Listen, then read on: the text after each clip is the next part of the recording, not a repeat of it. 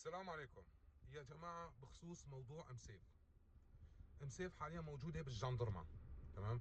الحكومه التركيه هي اللي استلمت الموضوع، فبكره بعد بكره بس تطلع ام سيف هي اللي بتحكي لكم القصه كلها. بس في يوتيوبر طبعا حكوا عنها بطريقه كثير حلوه، او هن اللي خلوا الترند يطلع اكثر.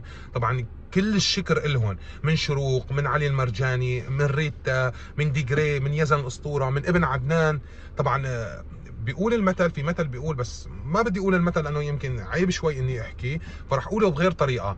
المراه الاصيله بتجيب ولد او بنت اصيلين مثلها، بس جد الانسان المو اصيله فاولادك ابوها بزباله، لانه الام هي اللي بتعلم اولادها، والام هي قدوه اطفالها بتكون. وما شاء الله عليكم يا جماعه ما قصرتوا. ولاشخاص اللي تنمروا، اللي حكوا انه ام سيف عملت هاي الحركه بحاجه مشاركات، ام سيف مو بحاجه مشاهدات عفوا.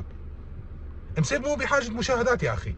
فوت على يوتيوب وطلع الفيديوهات 30 مليون و35 مليون و30 مليون و25 مليون، وبعمرها ما تنمرت على حدا، وبعمرها ما علقت شعبين ببعضهم، وبعمرها ما قالت فلان سبوا فلان وتعوا سبوني، وبعمرها باللعبه ما غلطت على اي انسان سو ما كان جنسيته. فلهيك اغلبنا السوريين هلا، اخواننا العراقيين، اخواننا الفلسطينيين، اخواتنا من الاردن، اخواتنا المصريين، كلهم قاموا فرد امي مع ام سيف، لانه عارفين انه ام سيف بعمرها ما تنمرت على حدا، ما غلطت على حدا.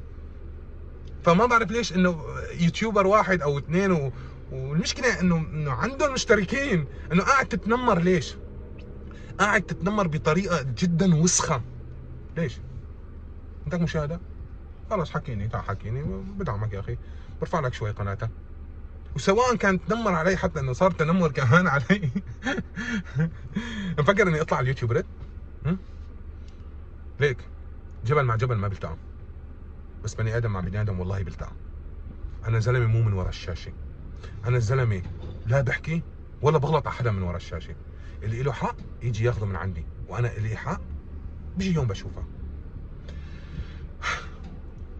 يا جماعه الموضوع خلص انهو، خلينا الموضوع ننهي. الجندرمه هي استلمت الموضوع، الحكومه التركيه هي اللي تدخلت، والله يعطيكم العافيه. وشكرا كثير لكم، لكل انسان ساهم انه ينزل فيديو يسال عنا او يحكي عنا. كل الشكر لكم. والعالم اللي تنمرت هيك بظن بتكون رح انهي الفيديو. السلام عليكم.